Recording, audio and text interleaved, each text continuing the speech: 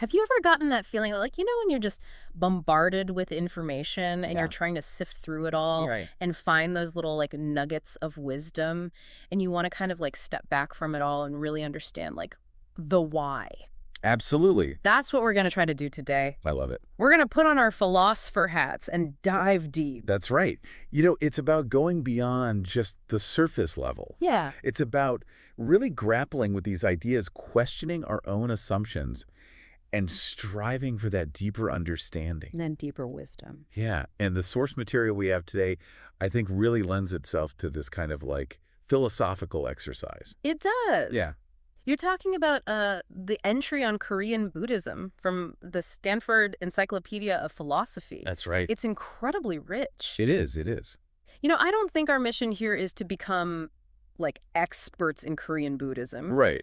but to use it as a lens to explore some really profound questions, I think that's the beauty of it, right? We Yeah. can use it as a springboard Yeah. to kind of think about these bigger philosophical questions about, the nature of reality, our place in the universe, consciousness, Exactly. all these sorts of things. And how do we understand the world, our place in it? Exactly. What is reality? Yeah. And to see how these really sophisticated philosophical and spiritual ideas took root and transformed in a different cultural context, I think is so fascinating. I completely agree. Okay, so let's kind of set the stage. Yeah, what's up? Buddhism first arrived in Korea from China during this period called the Three Kingdoms. Right. And it first came to Koguri in 372 CE, Right. then to Pakche in 384, Mm-hmm. and finally to Shilla in 521 via Koguri. Okay. Okay. And, I think it's really important to keep in mind that what came to Korea Yes. was not like pure original Indian Buddhism. Right. It was a Buddhism that had already been interpreted and shaped by Chinese culture. Absolutely. Yeah. Sinologized Buddhism. Sinologized, yeah. Yeah.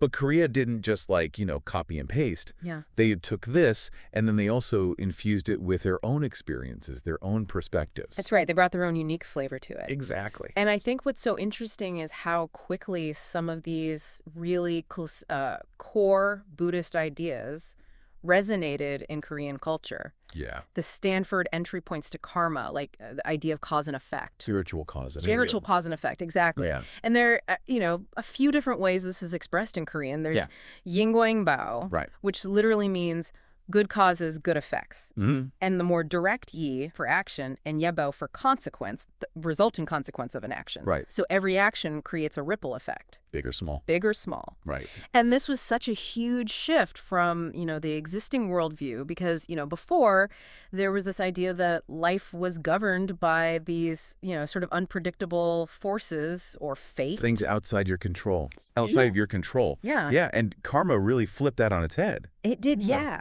You are in charge. It said, no, you are the author of your own experience. Yeah. Your actions have power. They're not just random. They actually shape the reality that you experience. And I think that also puts an emphasis on personal responsibility. Exactly. Yeah. You are responsible. It's not just fate. It's not just fate. Right. You have agency. Yeah. And I think that's really powerful. And if we kind of zoom out a little bit to these, bigger philosophical questions about the nature of existence, Yeah. I think the introduction of transmigration, this idea of the cycle of birth, death, and rebirth, Mm-hmm. was also massively significant, right? Yeah. Because it offered a different understanding of the afterlife from, what existed before in Korean indigenous beliefs, which was, this idea that ancestral spirits kind of resided in a separate realm. Right. Right. This offered a continuous journey. Shaped by your karma. Mm-hmm.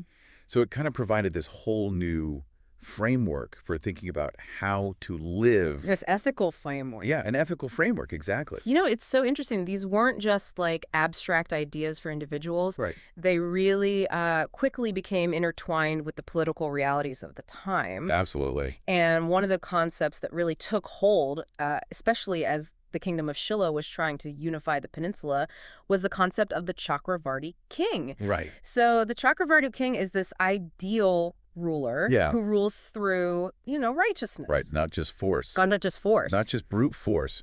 King Chinhing, for instance, Yeah. really used this image to kind of support his authority, right? Yeah. This idea of, turning the wheel of truth. Yeah. That's a really powerful image for just an expansive rule. It is, and it makes you kind of, think about this desire that I think is present in all human societies to Yes. be governed by, leaders who embody virtue and righteousness, right? It's fascinating. Yeah, very much so. It's this really crucial point about the relationship between like philosophical ideas and political realities. Yeah. Because the Chakravarti concept wasn't just this like nice abstract idea, it really provided a justification for a centralized power. Yeah. You know, it suggested that the king's rule was legitimized by his past good deeds and would ensure harmony and justice for everyone. Yeah. And the association of kings with Maitreya, the future Buddha, further kind of cemented this idea. Yeah. So it's really interesting to see how these things kind of get interwoven. Right, absolutely. So we have all these different ideas kind of coming together. Right, they're starting to take root. And from these initial seeds, Korean Buddhist philosophy really started to flourish. Absolutely, yeah. And the source talks about different schools that were emerging. Right. So you have Madhyamaka, you have Yogacara, you have different precept lineages. Yeah. They all started gaining popularity. But ultimately, it was the Ha school that became the most influential in the later part of the unified Shilla period. That's right. And it's fascinating to kind of see how, there's this flourishing of Yeah. all these different schools. And I think, one that's really interesting to delve into a little bit more is Yogacara. Yeah. Because at its core, it's really concerned with the nature of consciousness, Right. like your mind. Yeah. And Yogacara posits these 8 levels of consciousness, including the Alaya Vijnana, which is often translated as storehouse consciousness. Right. And that's like the repository of, all of your past karmic imprints, your experiences. It's like this vast warehouse of everything that has shaped who you are. Okay. And I think the key insight of Yogacara is that perception is not passive. Mm-hmm. It's not like you're just receiving the world. You're creating it. You're actually actively creating it. Your Right. mind is the canvas. Right. It's the projector. It's shaping the reality that you experience. Absolutely. And then we have these ideas that come in, Yeah. like the ninth, pure consciousness, by figures like Zendi. Right. And then Wun Quan, he really emphasized this pure Buddha mind, the Rulakam. Right. And it adds like another layer, right? Like this is like even deeper. It's like this underlying potential for enlightenment. Yeah. It suggests that beneath the surface of your everyday thoughts, feelings, the kind of churn of mental activity, there's this pure awareness, this Buddha mind that's always present. Right. And I think, thinkers like Winchik, they really tried to reconcile the different interpretations within Yogacara, particularly about this ninth consciousness and the assurance of Buddhahood for all beings. Right. So there was a lot of debate and discussion. Yeah. And it was really vibrant philosophical, Oh, absolutely. kind of community. Absolutely. Yeah, these weren't just like static ideas, right? They were constantly being debated and reinterpreted and Evolving. Yeah. Yeah, I mean, and then we have this fantastic story of Wunyo and his enlightenment, Oh, yes. with the skull of water. Talk about a moment of like profound realization. Right. So he's, in the dark and he drinks from the skull thinking it's, a cup of water and it's refreshing. Right. But then when he realizes it's a skull, Yeah. oh, he's disgusted. Right. And this just illustrates so perfectly the Yogacara principle Yeah. that everything is shaped by our minds, It's all about perception. our perception. Yeah, I mean, that story I think is so powerful because it's so relatable, right? Yeah. It's this experience of, your perception can completely change your experience of something, Absolutely. right? And it kind of, I think, really encapsulates the heart of Yogacara in this, really visceral and unforgettable way. Yeah. Okay.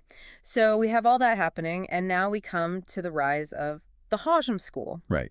And both Yusung and Wunyo engaged with this, but in slightly different ways, right? Yeah. Yeah, I think Isang was really dedicated to establishing the Hwam school in Korea, particularly this idea of achieving a state of non-discriminating awareness. Yeah. And Wunyo often approached Hwam through the lens of this really important text, The Awakening of Mahayana Faith, Okay. because he saw its potential to really unify different strands of thought. Right. But I think, to understand Hwam, Yeah. we need to understand some of its core concepts. And one of the most important is Fujiwonki, Right. which is the dependent arising of the universe. Right. So every single thing, It's all interconnected. it's all interconnected. Think of it like every drop of water contains the entire ocean, and the ocean exists within every drop. Right.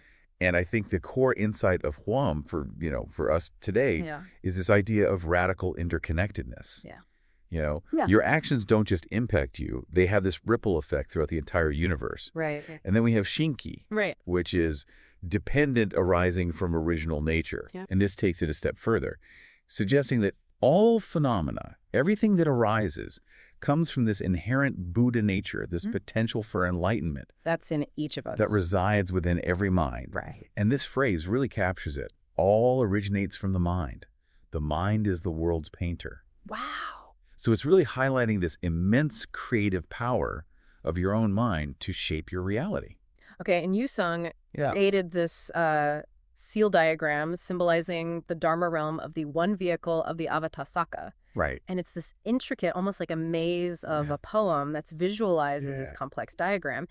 And each line, each connection represents how all of these different phenomena are interwoven Yeah. and interdependent. It's beautiful, isn't it? Yeah. It's this really powerful representation It is. of that Hua's worldview, that interconnectedness and non-discrimination. It's a visual and poetic representation of that, yeah. Yeah. And then we had this incredibly influential text for Wunyo, Awakening of Faith in the Mahayana. And the source really emphasizes its role in bridging the seemingly different ideas between Madhyamaka, Right. with its focus on emptiness, Yeah. and Yogacara, Mm-hmm. with its focus on consciousness. Right. And it does this through the Tathagata Garbha, Right. The Buddha seed. the Buddha seed, which is present in all beings. Present in all beings. Yeah. And what's really key here is that this scripture introduces this idea of the one mind. Yes. That's- Yitzyex or Ilsim. Right.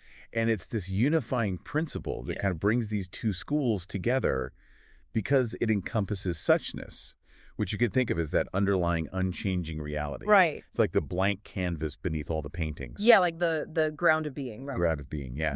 And that aligns really well with the Madhyamaka understanding of emptiness. Okay.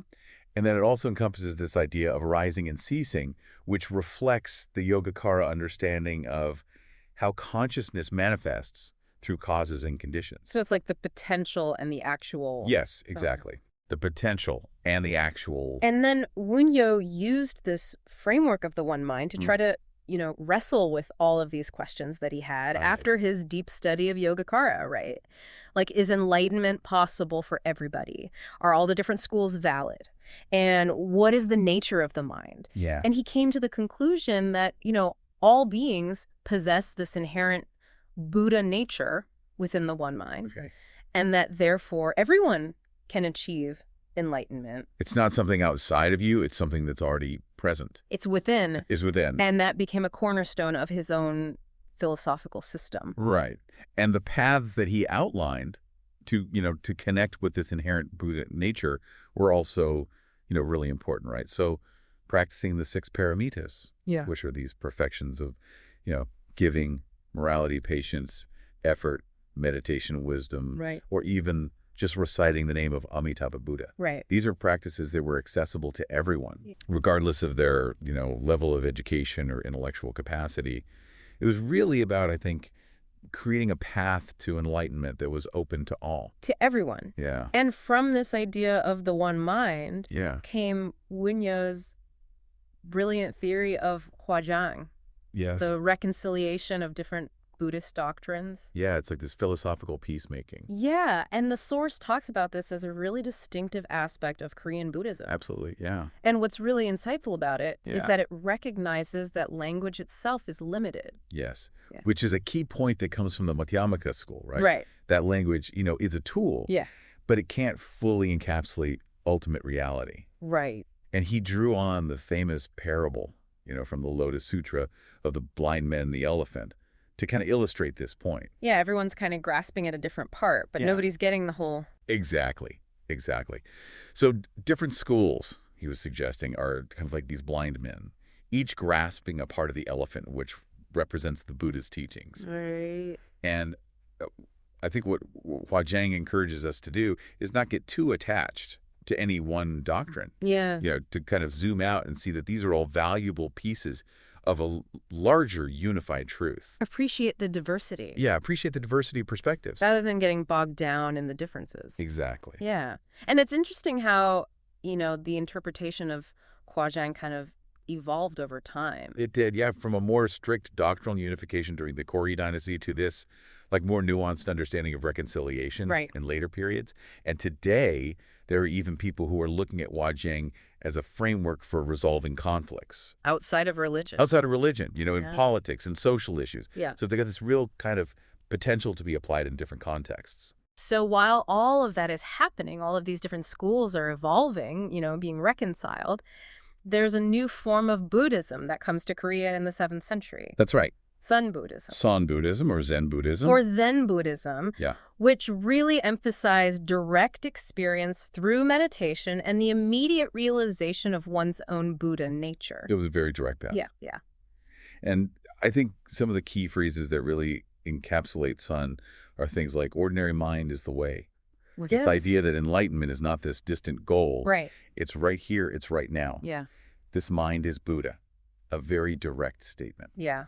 And it really appealed, especially to the provincial ruling class at the time. It did. Yeah. It offered, I think, a more direct, and less intellectual path to enlightenment, Right. which contrasted with all these different schools that were focused on these very complex doctrines and practices. Yeah, and during the Korea's dynasty, we start to see these different schools and lineages being woven together by people like Ishin. Yes, Ishin was really a key figure in trying to harmonize doctrinal understanding with meditative practice. Right. He was really inspired by, the work of earlier thinkers like Munyo, Yeah. and tried to, bring together the intellectual rigor of Huaj with the more practice-oriented Shinchai teachings.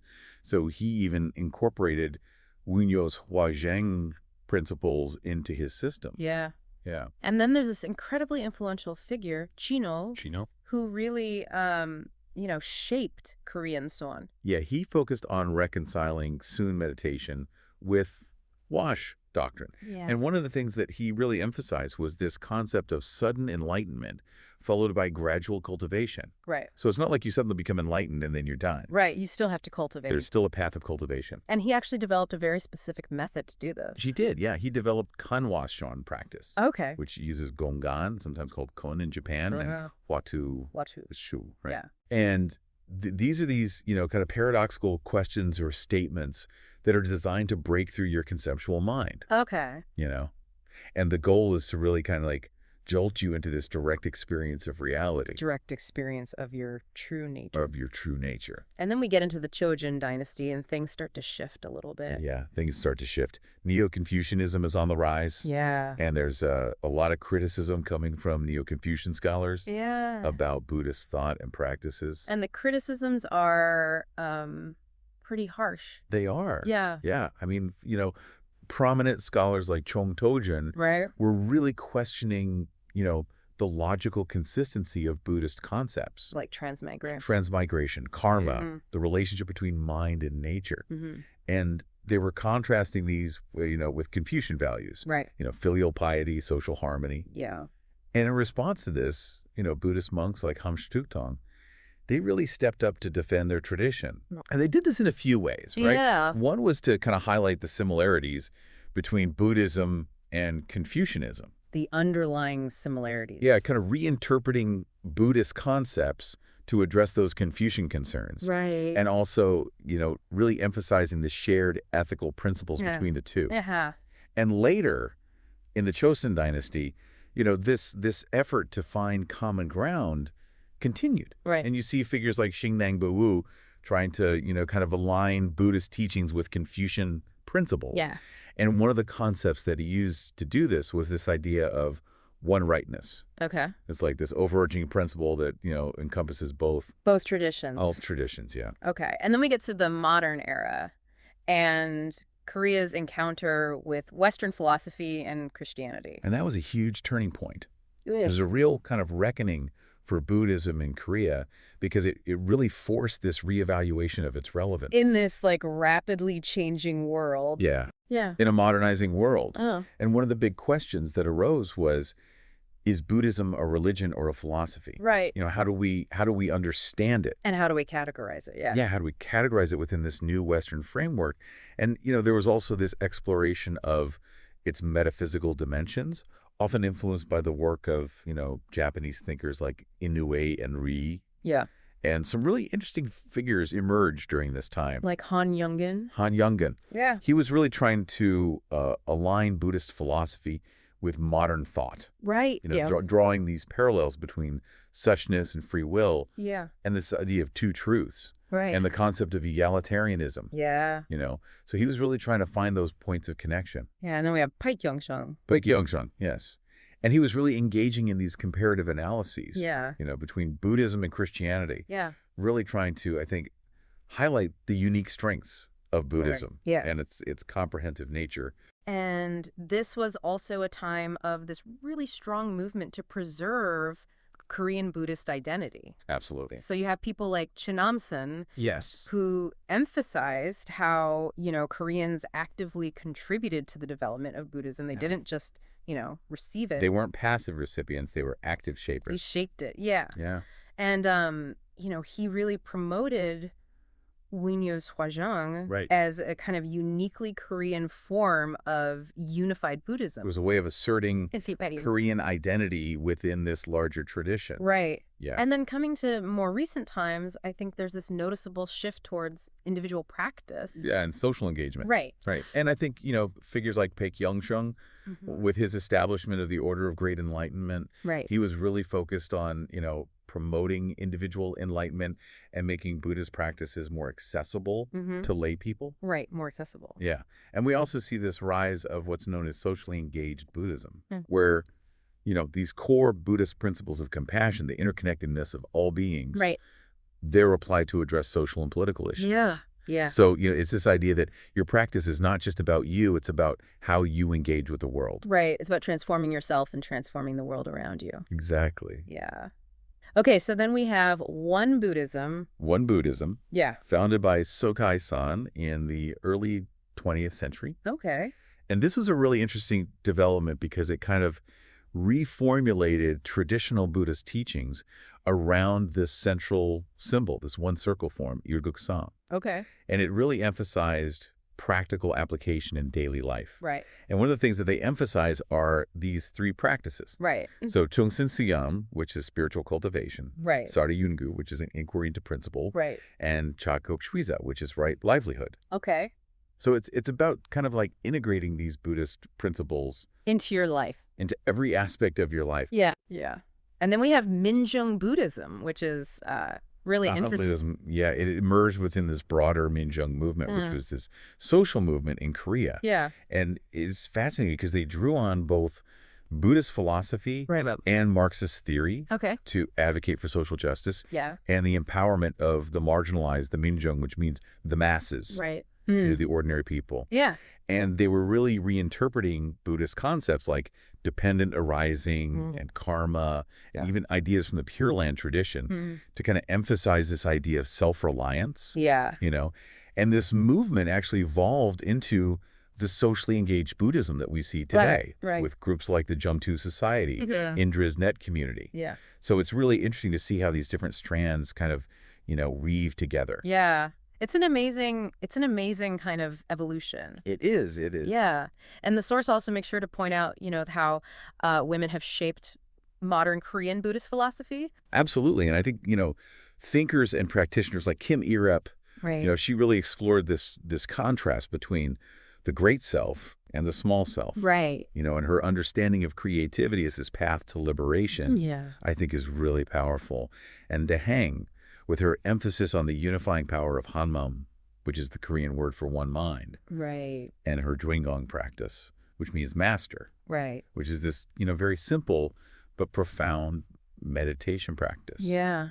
They were really, I think, offering new perspectives, Yeah. particularly in relation to, the challenges and the realities that women face. Yeah. So it's really inspiring to see. I mean, as we kind of bring this deep dive to a close, it's clear that, Korean Buddhist philosophy is not just a historical subject. It's not just something in a textbook. It's not. Yeah. It's this living, breathing tradition Yeah. that's still evolving today and offers these profound insights into the nature of mind, reality, the interconnectedness of everything, the path towards wisdom, compassion. It's a rich tapestry. It is. Yeah. It has gone through so many different, historical It's shifts. adapted and evolved and It's adapted and evolved. It's engaged with all these different traditions, yeah, and it continues to shape Korean culture in really profound ways. absolutely. Yeah. And I hope that by, going through this with us, you've kind of been able to put on that philosopher's hat Yeah. and think about some of these ideas a little more deeply. Maybe see the world Yeah. through a slightly different lens. Yeah. Exactly. And maybe find, new perspectives for your own search for understanding. And maybe you're inspired to go out and explore Korean Buddhist thought even more deeply. Absolutely. Yeah, because there's so much there. Yeah. And I think,